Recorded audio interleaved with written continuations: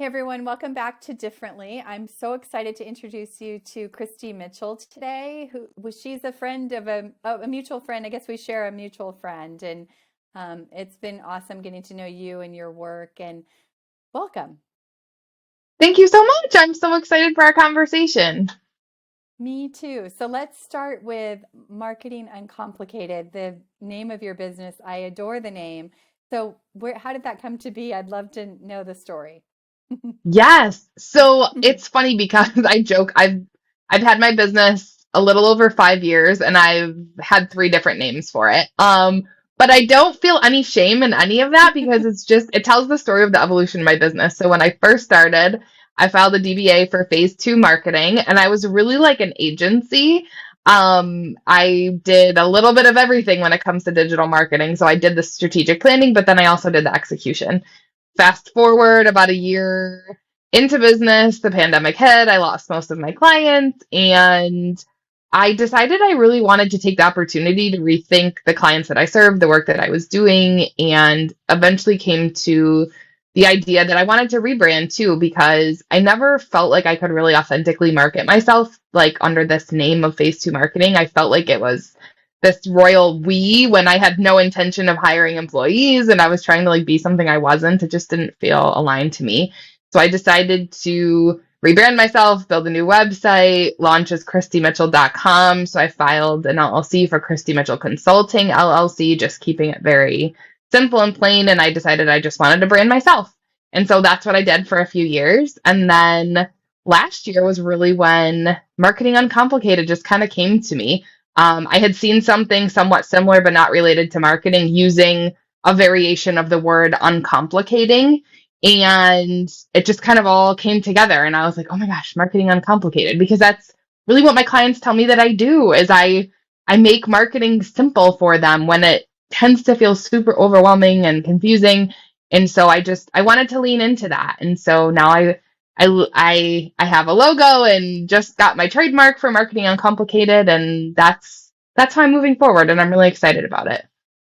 I love that so much. I love that it shares exactly what you're doing and what people can expect. Like you get it right the minute you see it, and I think that's why I was attracted to it as an overthinker and an overcomplicator myself. It's Yes. like, and that's my mission too. And my work is like, let's help remove the noise, remove the struggle, remove the complicating, and I need it so much I have to practice it every day and teach it to other people. So let's dive right in there. Like, what are the most common ways that we as business owners are overcomplicating things? Yes. There's so many things, but honestly, Carla, I feel like it comes back to not having a strategy. Uh, a lot of the a lot of the complications I see are business owners trying to do too many things, like too many tactics, right? There's so many different ways that you can market. So there's a lot of this feeling like constantly like trying to catch up or like I need to be doing more. And I think that that comes from lacking a strategy, because when you have a strategy backing up your marketing plan, you're much more clear on why you're doing the things that you're doing to market your business. You know which role they play in the overall, I call it like a puzzle, right? If we're building a puzzle to be your marketing plan, there's all these pieces, right? There are different tactics that could create your overall plan. And so having that strategy helps you stay focused and clear on what you need to do, and then it allows you to tune out all of the noise that are all of the other marketing tactics you maybe thought you needed to be doing, or somebody once told you you needed to do, or you see someone else doing it. It just gives you kind of that roadmap and that clarity on what you need to do for your business. So how that makes so much sense, and like I've experienced that in my own life when you have a plan or a strategy. Like it takes that being proactive, right? To have that. But once you have it and have spent the time doing it, there is like peace and calm and Yes. order that follows that. How do you help people discern what those right things are? Because, I mean, talk about noise. Like there's so Hmm. much noise in the marketing world, and it is like I have to be so diligent to like stay in my lane of focus because it's like, Yes. oh, that looks good, or that looks good, or maybe I should be doing that. So how do you help people narrow their focus? Yeah, that shiny object syndrome is real, and the comparisonitis is also real. I so the way that I help business owners is I use a very simple framework. It's the marketing funnel framework. Most people have seen it in some form or another or have heard the term marketing funnel at some point. But what it is, right? It's that inverted triangle. So the top is the widest part, and that's the attract phase. So there's four phases to the marketing funnel. So the top is attract. That's how are you getting out in front of new people, helping them learn about you and your business. That's building the know factor, right? So a lot of times in marketing, we talk about building the know, like, and trust factors. That's kind of the marketing journey that we're looking to achieve in our efforts. And so the top is attract. That's people knowing about you. Right now they know about you, but that's not enough. You want them to like you, and you want them to trust you. And so the next step of that marketing funnel is convert. And that's getting someone to fill out a form for you, really, so that now you have their name and email address so that you can stay in touch with them better over time through things like email marketing, social media. So that gets us to the third section of the funnel, which is usually the longest, right? And I work with service-based business owners, so especially in the service-based space, there's a lot of trust that needs to be built. And so that nurture section is really important because you can't expect that the first time someone hears about you at that attract phase, they're like ready to sign on the line and become a client. You need those systems and processes in place to get them to fill out that form so that you can nurture them over time to build that trust. And then the bottom of the funnel is convert. And that's getting someone, to become a client when the timing is right. That makes so much sense. So in that, I imagine it's in the like attract, I guess. Like where are you helping them narrow, like, is it Instagram? Is it a podcast? Is it a newsletter? Is it a Yeah. Yes. So that's where I always tell people, like, I have set frameworks and processes that I take my clients through. That's just the way my brain operates. And they're tried and true. I know they work, but the outcome of that process looks different for everybody. And I think that's what's really fun and exciting is helping business owners get that clarity and focus on what does your marketing plan look like, because it's not what everyone else is doing. And so I have a marketing strategy power hour session that I do with clients where we sit down for an hour and we go through this framework for your business. So it's talking about, so what are the current things that you're doing? And I'm organizing those in the framework that I use. And then we're talking about, well, what's working well for you? What's not? Do you like doing this? Do you not like it? Have you tried this? Maybe you could replace this with that. And so it's really a collaborative approach to go through each of those four sections of the funnel to say what's working for you, what's not, what could we be doing, what can you stop doing? That's honestly a big piece of it. Is like, I talk to most of my clients are in the B2B space, and like they come to me, just as an example, they come to me, they're like, yep, I'm on Facebook, Instagram, and LinkedIn. And I'm like, how is that going for you? They're like, yeah, I'm really not getting any traction on Facebook and Instagram. I've been wanting to do more with LinkedIn. I don't really know what to do. And so I give them permission, like, just stop doing Facebook and Instagram. You don't need to be on all of the platforms. A lot of times taking things off of your plate is what frees up that mental energy and can help get you more excited about investing a little bit more time wise, energy wise, maybe budget wise, depending on how you're approaching it, into fewer things to get a bigger return on your investment. That makes so much sense. I know I've had to do that in my business. It sounds like you also do a blend of like what matches with somebody's rhythm and lifestyle and Yes, energy and all of that. So it's a blend completely. of that and strategy. Yes. Yeah, and that's the thing. Like, I always tell my clients, like, I'm going to tell you what I think you should do, but I'm not going to force you to do something. Like, I'm not going to say you have to post 7 days a week on LinkedIn if that's not realistic for you. So, through that process, again, it's a collaborative process. It's saying, like, what feels doable and realistic to you? What are you doing now? What have you been able to keep up with? Because I think setting unrealistic goals, it just sets business owners up to continue to feel bad about marketing, which is a lot of what I find. They're like, they set these huge goals and they're like, yep, I only posted one time instead of seven, like, or I just didn't post at all because it felt too overwhelming. You're not setting yourself up for success if you're setting that goalpost way too far out. That makes so much sense. So that kind of leads right into, we talk a lot about thought management and our mind and the role our mind plays in our business and our everyday lives. So how are you, like, what are the old mindsets or outdated ways of thinking that people have to depart from in order to uncomplicate their marketing? Yes. Oh my God, I love this question.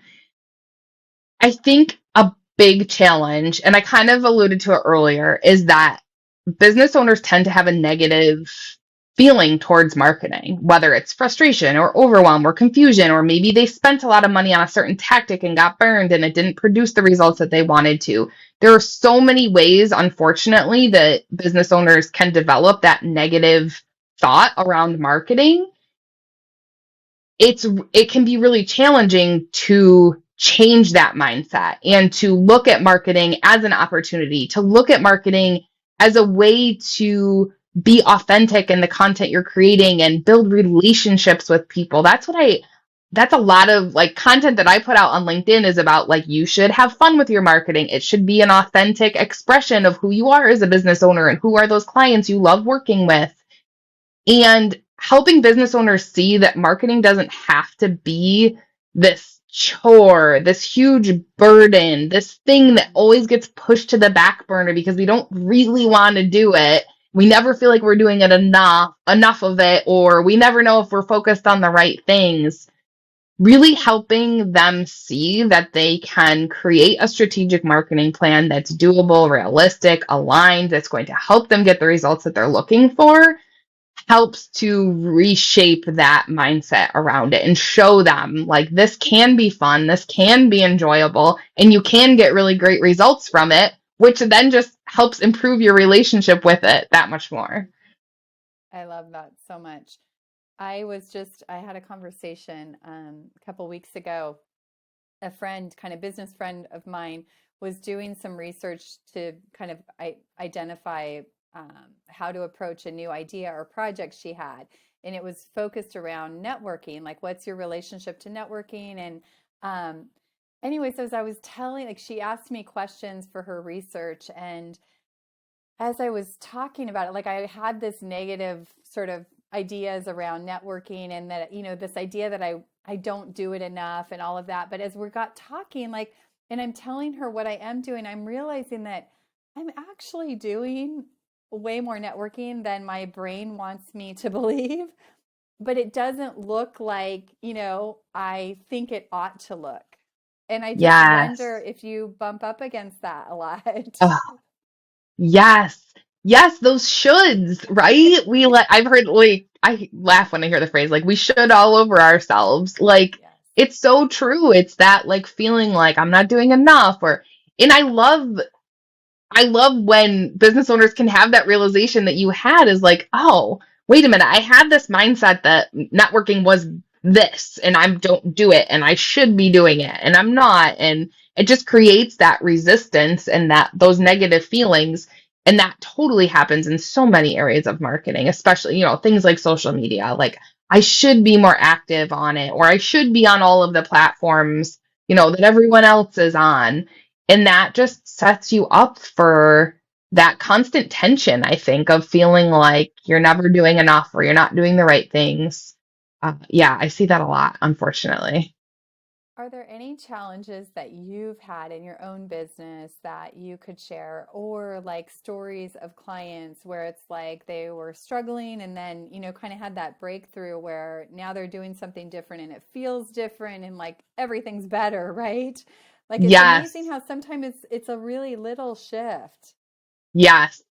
I just had a conversation yesterday. I checked in with a client that I worked with earlier this year to do a power hour session. She and I met on LinkedIn and just started this really awesome relationship and just kind of networked with each other and comment on each other's stuff. We got on, a few Zoom calls. She asked me to be a part of this virtual event that she did and we did a power hour session for her and her business and so funny timing of this conversation that we're having because I just checked in with her yesterday. We had an awesome Zoom call and she was joking with me how she's like, I met someone earlier this year and she helped me with my marketing and like At first I was like, wait, did she hire somebody else? And then I was like, oh wait, no, she's talking about me in the power hour we did.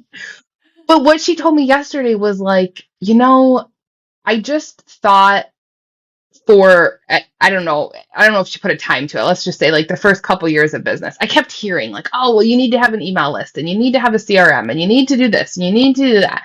And she kind of just tuned it all out. She's like, I need to start simple and like, I'm not there yet.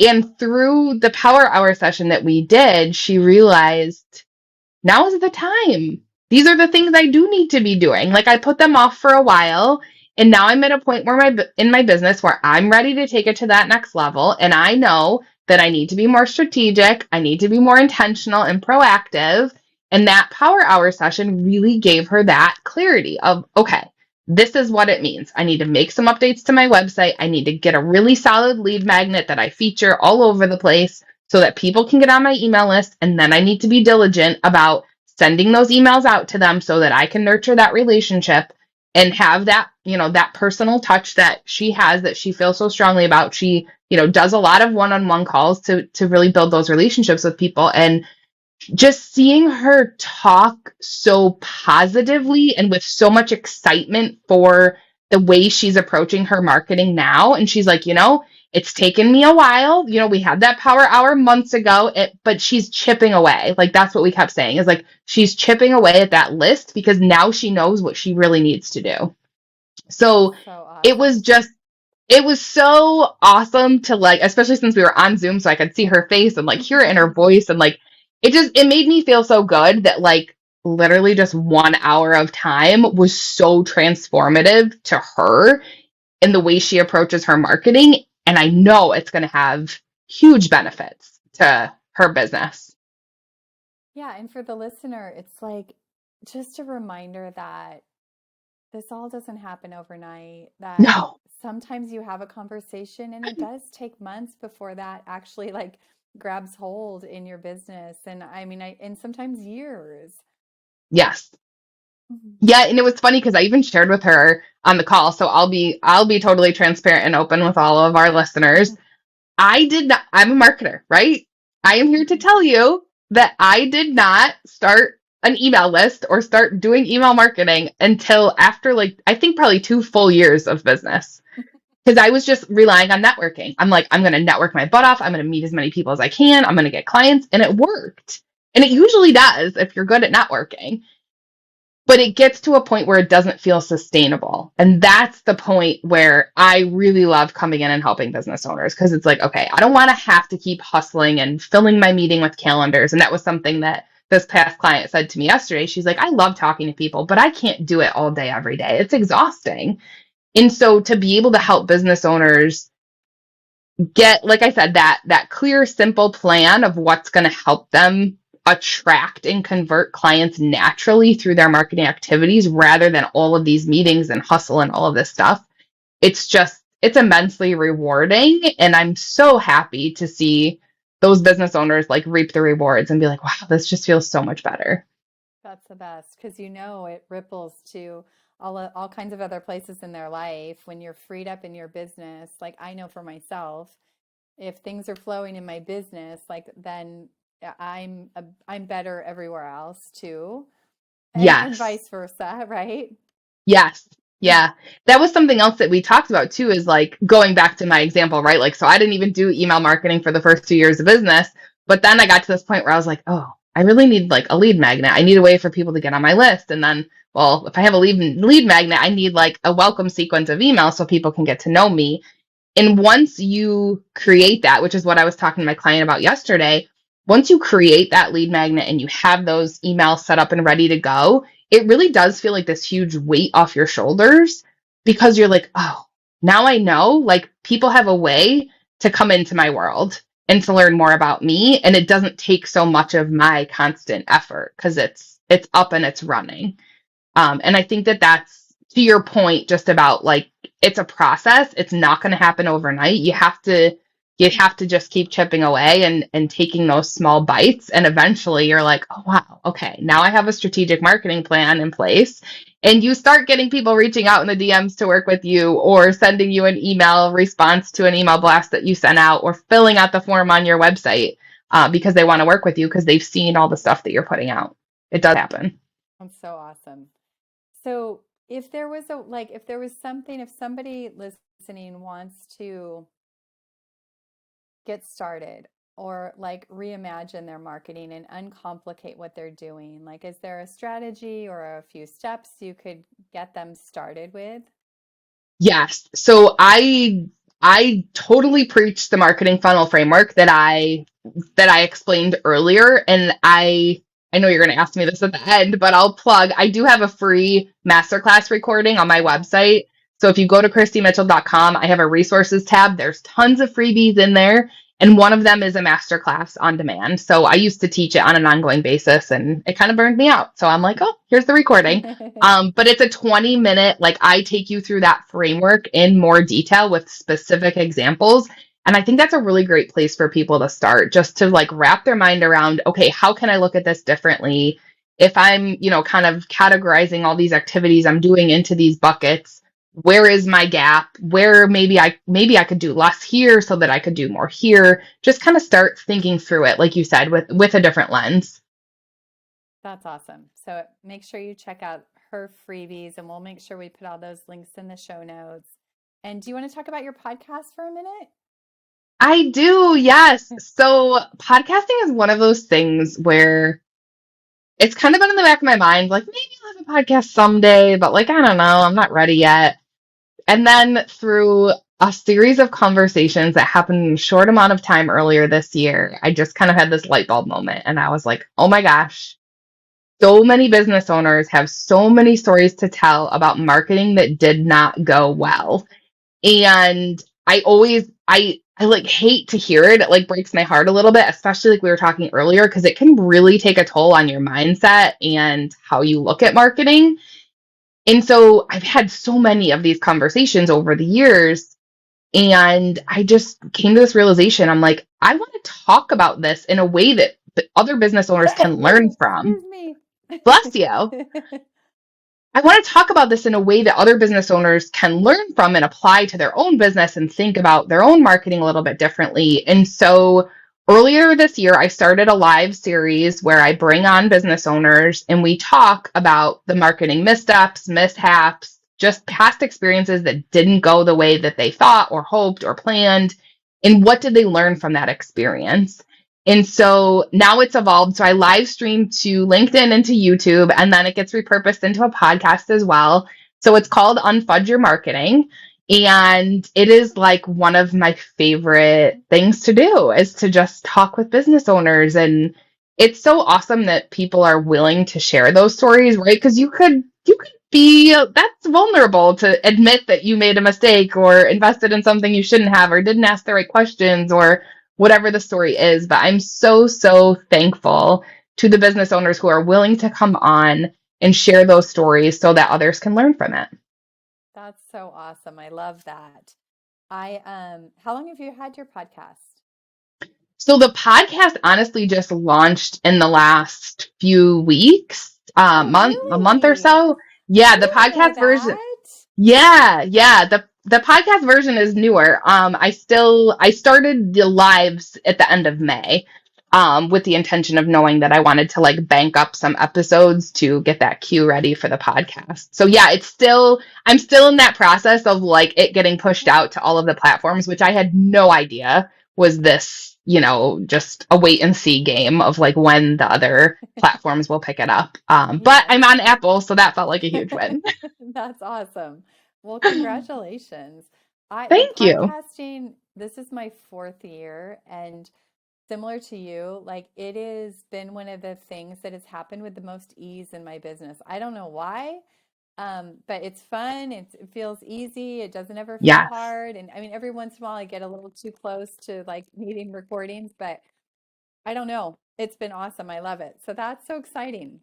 So anything else you want to share that we haven't touched on? I don't think so. We covered a lot of ground in a short We amount of did. time. You're very Yeah. efficient. Yes. I guess I I would just hammer home on some of the points that we already said, and that like the strategy can just be so immensely helpful, because so often I see business owners think that like one specific marketing tactic is going to solve all their problems, and that's really not the case. I've never seen that work. And so allowing yourself to come out of the weeds and say, okay, how do I get a strategic plan in place so that I can be really clear on what I'm doing and enjoy this more? It is possible to enjoy your marketing, I promise. And like you said, it's not an overnight thing. You have to be patient with yourself, and you have to execute consistently. And the best way to do that is to know what exactly you need to be doing and what you can stop worrying about. I love that. How often should we be revisiting our strategy? Great question. I get asked that a lot, actually. So I tell business owners you at least need to wait a few months. I say if you're going to commit to a tactic, give it a quarter, right? Give it 3 months and see what happens. Ideally, because I'm a big data person, and that's a lot of what I do with clients is digging into the data to see what is that telling us, like what's performing well, what's not, where are the areas of opportunity. 6 months is a good timeline to actually see results from things, I think. So anywhere in there, depending on your comfort level. You can't start a tactic and only give it a few weeks and expect to see a difference. So if you can muscle through it and give it, a good shot and say, I'm going to do this for a quarter, then I think that that's a good minimum amount. But with that being said, I will also admit that one of my goals at the start of this year was to explore Alignable as a potential platform. And I could not do it for a quarter. Like I totally jumped ship. I tried really hard. I kept forcing myself, and I'm like, I'm resisting this, and like I need to be done. It's not going to be a thing for me. So I give that advice with also the caveat that if you're like really dreading it and it's like a huge chore for you, it's okay to abandon ship and reroute yourself. Is that app or tool or whatever that I get emails from all the time of Yes, people? I can refer people to. I just delete, delete, yes, delete, delete, delete. yes.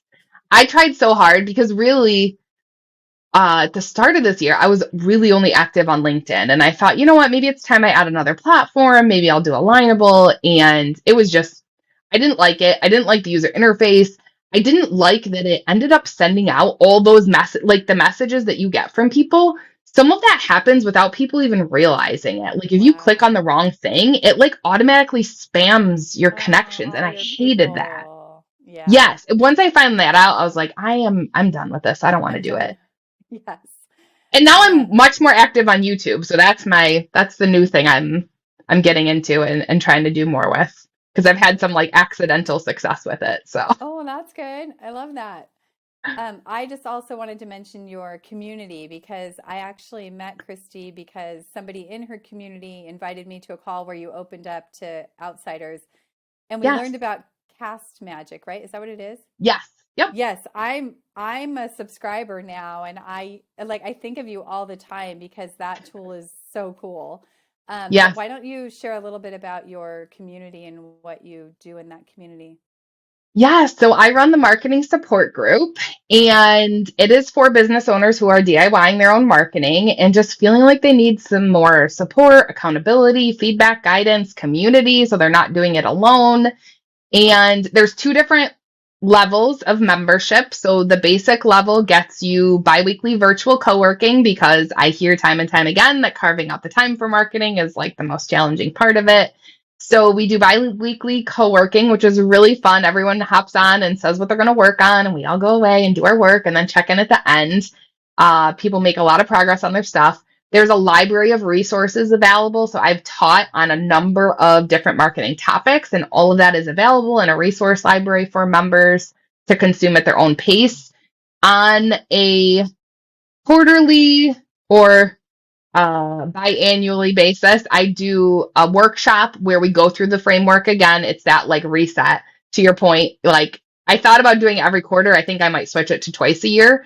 But it's that like, okay, let's go through the framework again. Like, what am I doing for my marketing plan for the next, 3 to 6 months, and figure out what that looks like.